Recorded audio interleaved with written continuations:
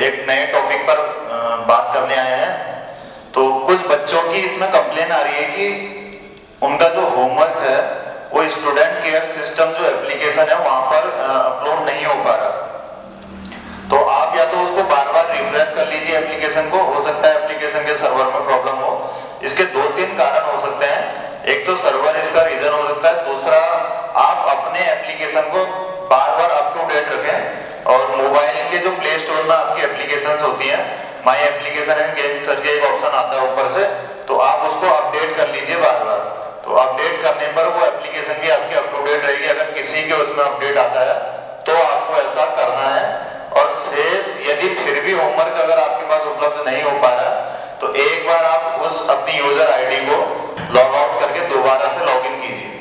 दूसरी समस्या यहाँ पर आ रही है कि यदि किसी के घर पर 2 बच्चे हैं तो आपको मैंने एक बार पहले भी बताया था कि या तो आपको पैरेलल स्पेस करके एक एप्लीकेशन है, उस एप्लीकेशन को निकालना होगा। दूसरा, जहां पर आपके मोबाइल में अगर एक एप्लीकेशन खुलेगा तो उस एप्लीकेशन में आपने देखना है कि ऊपर जिन बच्चों की फोटो लगी है तो ठीक है, अगर किसी की फोटो नहीं लगी है तो वहां पर एक प्रोफाइल का ऑप्शन आता है और प्रोफाइल, यहाँ पर आपका प्रोफाइल का ऑप्शन आएगा, इधर पर होमवर्क का ऑप्शन होगा, तो इधर पर एक लोगो आएगा फोटो का। तो उस फोटो के लोगो पे जब आप क्लिक करेंगे या टच करेंगे तो टच करने के बाद एक छोटा सा साइन आएगा लॉग आउट का, ऐसे करके आपका खुलेगा। तो जब आप इस लॉग आउट के साइन पर आप टच करेंगे तो आपकी आईडी वहां से लॉग आउट हो जाएगी। तो लॉग आउट होने के बाद आप फिर से, अब इसके बाद आपको स्कूल कोड नहीं डालना है उसमें, केवल अपना यूजर नेम और पासवर्ड डालना है। तो अगर कोई किसी के घर पर 2 बच्चे हैं या 2 भाई बहन हैं तो वो क्या कर सकते हैं कि अपना यहाँ से लॉग आउट करने के बाद फिर इसमें दोबारा से अपना यूजर नेम और पासवर्ड डाल करके फिर वो जो है साइन इन कर सकते हैं। अब इस पर भी एक समस्या है कि आपको जो सेकंड स्टूडेंट होगा, जो दूसरा यूजर है जो बाद में लॉग इन कर रहा है, उसकी आईडी सेव नहीं रहेगी उसमें। आप जैसे एग्जिट होंगे एप्लीकेशन से तो एग्जिट होने के बाद आपकी यूजर आईडी फिर से वो जो है फॉर्मेट कर देगा, क्योंकि वो उसे अपनी मेमोरी में रखेगा नहीं एप्लीकेशन। आपकी केवल जो प्राइमरी यूजर आईडी है उसी को मेमोरी में रखेगा। तो प्राइमरी यूजर आईडी उसी बच्चे को रखनी है जिसका डेली अप टू डेट उसमें काम आ रहा है, होमवर्क आ रहा है, और केवल सेकेंडरी यूजर आईडी उसको रखनी है जिसको कभी कभार चेक करना है, 2 दिन में एक बार, 3 दिन में एक बार, जिसके होमवर्क में दिक्कत हो रही है या लेट जिसका होमवर्क आ रहा है। तो अभी हम प्रयास भी कर रहे हैं कि आपकी जो कक्षाएं हैं सुचारू रूप से चले। तो इसमें देखिए, आप सोच रहे होंगे कि YouTube में इतने सारे माध्यम होने के बाद भी हम ही क्यों पढ़ा रहे हैं या आपको हमसे ही क्यों पढ़ना है। तो ऐसा कोई जबरदस्ती हमारी तरफ से प्रेशर भी नहीं है कि आपको हमारी वीडियो देखनी है, क्योंकि हमारा स्तर या हम जो पढ़ा रहे हैं आपको वो हो सकता है कि उनसे कहीं गुना नीचे हो या हम उनके बराबर आपको नहीं बता पा रहे हो। तो उसके कुछ कारण है, क्योंकि बच्चा अगर इसी प्रकार से अगर वहां उधर चैनलों को भी देखेगा तो हो सकता है कि उतना टारगेट ना मिले उसे, एक टारगेट के रूप में ना लेकर के चले। हो सकता है केवल अपने नॉलेज के लिए, कुछ अच्छे बच्चे तो सीखते ही हैं लेकिन सभी बच्चे उसमें शामिल नहीं हो सकते। इसलिए हमने प्रयास किया कि हम एप्लीकेशन या चैनल के माध्यम से आप लोगों से जुड़े और आपको एक कुछ ना कुछ टारगेट दे करके घर पर ही आपको टारगेट दें और उस टारगेट को आप कंप्लीट करते जाएं, होमवर्क को कंप्लीट करते जाएं। क्वेश्चन सारे नहीं बताए जा रहे हैं, उसका भी रीजन है ताकि आप उसको पूछें तो हमको फीडबैक में पता चल पाए कि कितने बच्चे उसको फॉलो कर रहे हैं, कितने बच्चे उसको करने का प्रयास कर रहे हैं। तो यदि आप क्वेश्चन को बार बार कॉल करके या फोन करके पूछेंगे तो उससे हमको अंदाजा हो जाएगा कि इतने बच्चे हमारे जुड़े हुए हैं और इतने बच्चे हमसे सीख रहे हैं। तो ये कुछ रीजन है, इसलिए हम पूरी तरीके से वीडियो को अपलोड नहीं कर रहे हैं, नहीं तो सारे क्वेश्चन भी अपलोड किए जा सकते थे। तो इसी कारण से हम सारे क्वेश्चंस को अपलोड नहीं कर रहे हैं। एक्सरसाइज मैथ्स में जो आपकी हो रही है वो एक्सरसाइज आपको यहाँ से दी जा रही है और एक्सरसाइज का जितना आप प्रैक्टिस करेंगे तो उतना आपके लिए अच्छा होगा। आप नए क्वेश्चंस को और अच्छे से समझेंगे। हमने एक दूसरी कोई प्राइवेट बुक है उससे हम उस एक्सरसाइज को आपको दे रहे हैं, लेकिन आपको पढ़ना है स्कूल में केवल एनसीईआरटी से ही है। तो इसकी कोई क्लियर कॉपी नहीं बनानी है आपको, अभी केवल रफली इसको एक तरीके से प्रैक्टिस में लेकर के आना है, ताकि हमारी जो चीजें हैं, जितने भी हम कॉन्सेप्ट पढ़ रहे हैं, ये सारी चीजें हमारे ध्यान से हटे ना। केवल क्लास 9th 10th के जो बच्चे हैं उनको अपनी फेयर कॉपी बनानी है और उस काम को फेयर कॉपी में करना है जो उनको कराया जा रहा है, चाहे साइंस इंडस्ट्री में आपको कोई काम कराया जा रहा हो, तो ये तीनों सब्जेक्ट का काम, और हिंदी में अगर मैम पढ़ा रही हैं तो ये सभी सब्जेक्ट का काम आपको फेयर कॉपी में करना है।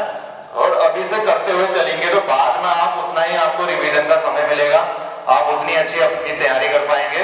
तो इसलिए केवल 9th और 10th के बच्चों को ये काम फेयर में करना है। बाकी शेष उससे नीचे जो बच्चे हैं 7th 8th के, उनको एक अलग से, आप चाहें तो अलग से कॉपी बना सकते हैं, जिससे बाद में हम उसको चेक कर सके कितने बच्चों ने उसको फॉलो किया और कितने बच्चे उस काम को करते रहे और कितने बच्चों ने सीखा।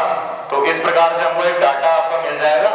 और दूसरा, यदि आप पूछते रहेंगे बार बार फोन करके, कॉल के, व्हाट्सएप के माध्यम से या वीडियो कॉल के माध्यम से, तो उससे आसानी रहेगी, हमें पता भी चलेगा कि इतने बच्चे हमारे उसको काम को कर रहे हैं। तो अधिकतर बच्चे करते भी हैं और अपनी जो जिज्ञासाएं हैं वो हमसे पूछते हैं कि सर ये किस प्रकार से होगा।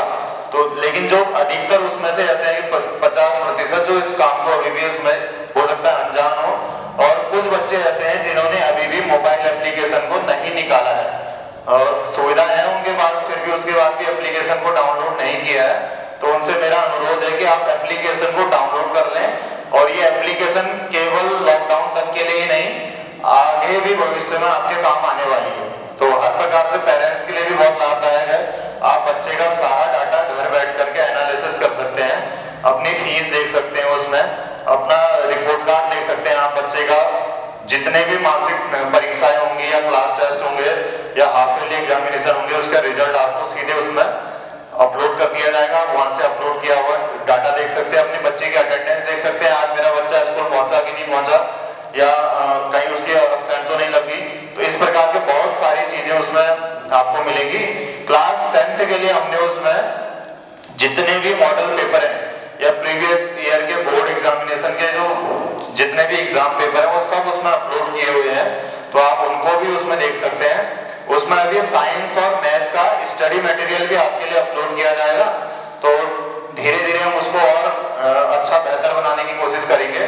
तो आपको जहां पर मॉडल पेपर वाला सेक्शन है क्लास 9 10th के लिए, बीच में आपको यहाँ पर कहीं मॉडल पेपर का सेक्शन मिलेगा, लास्ट में किड्स कॉर्नर के बगल में, तो वहां पर आप जाकर के आपको वो मॉडल पेपर दिखाई देंगे, सब्जेक्ट का नाम आपको उसमें दिखाई देगा। और जितने जो छोटे बच्चे हैं, अगर कोई YouTube से पढ़ाई करता है तो उसके लिए भी एक इजी सा तरीका है, आपको किड्स कॉर्नर में टच करना है। किड्स कॉर्नर में आप टच करेंगे तो 9 10 8 7 इन सारी क्लासेस की जितनी भी वीडियो लिंक्स हैं वो आपको किड्स कॉर्नर में मिलेगी। तो किड्स कॉर्नर में जब आपको वीडियो मिलेगी तो आप डायरेक्टली वहां से देख सकते हैं, आपको YouTube खोलने की आवश्यकता नहीं है, तो आप सीधे सीधे उधर से भी पढ़ाई कर सकते हैं। एक केवल इसमें कक्षा 10 की मैथ्स की वीडियो उपलब्ध नहीं हो पाती, क्योंकि वो लाइव स्ट्रीमिंग की तरह लाइव स्ट्रीमिंग होती है उसमें, और स्ट्रीमिंग वाली वीडियोस दूसरे एप्लीकेशन में नहीं चलती है। तो इस वजह से क्लास 10th की मैथ्स की वीडियो इसमें अपलोड नहीं हो पाती। बाकी सारी वीडियोस, एक साइंस की नहीं हो पाती और मैथ्स की नहीं होती, बाकी SST की और छोटे बच्चों की मैथ्स की वीडियोस आपको यहीं पर मिलेगी।